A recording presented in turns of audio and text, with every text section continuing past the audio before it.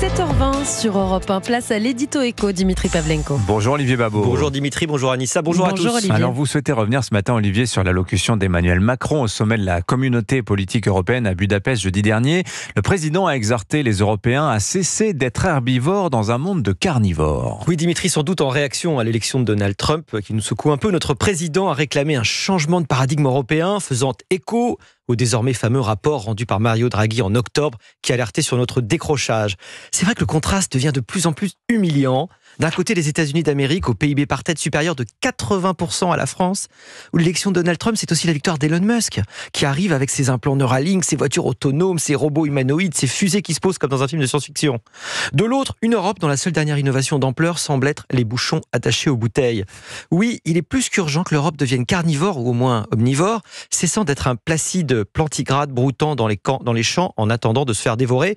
Nos dirigeants réclament une Europe carnivore, je dis chiche. Bon alors très bien, à quoi ressemblerait une France carnivore ? Alors écoutez Dimitri, c'est une Europe qui, n'étant pas à la table des négociations, n'accepte pas d'être au menu.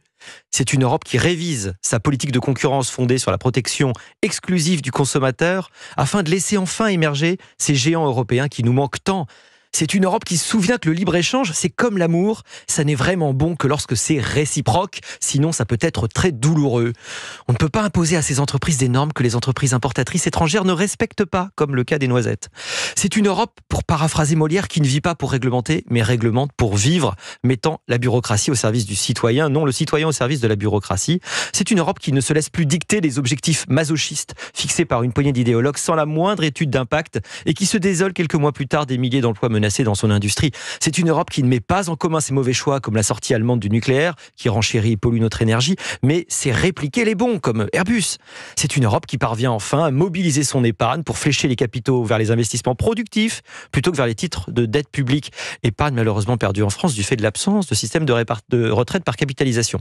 C'est une Europe et une France en particulier qui cessent de penser que la politique industrielle, c'est subventionner des canards boiteux et concentre de façon intelligente ses investissements sur des filières vraiment stratégiques et d'avenir.